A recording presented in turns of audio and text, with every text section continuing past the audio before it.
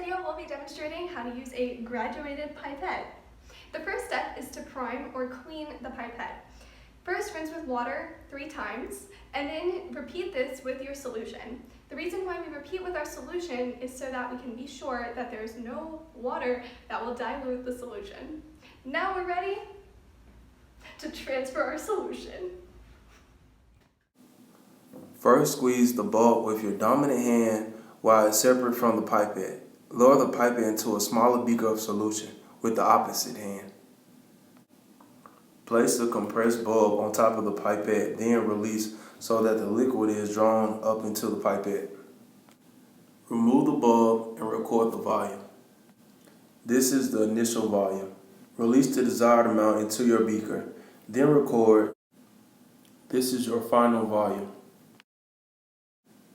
Be sure to measure the volume at the bottom of the meniscus. If you don't know what a meniscus is, we'll explain it in detail at the end of the video.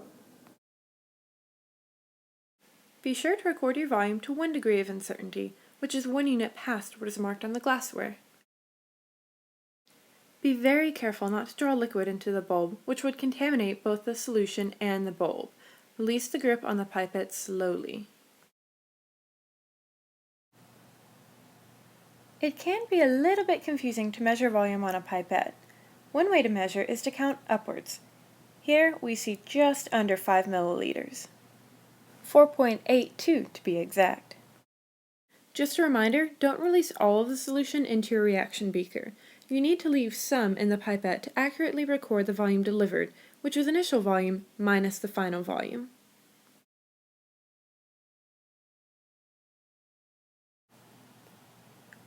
Sometimes it takes careful maneuvering to keep the pipette sealed at the volume you're aiming for. Utilize your lab partners to free up your hands. 5,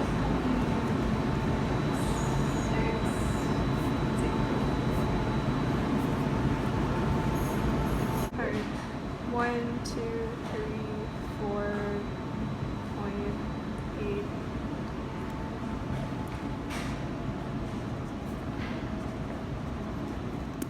To calculate the volume delivered, you'll want to subtract the final volume from the initial volume.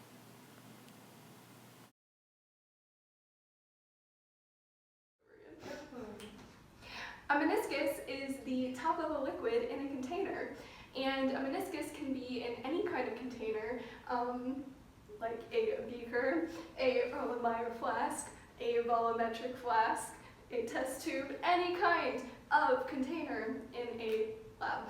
And here we have the pipette, which we used in this video.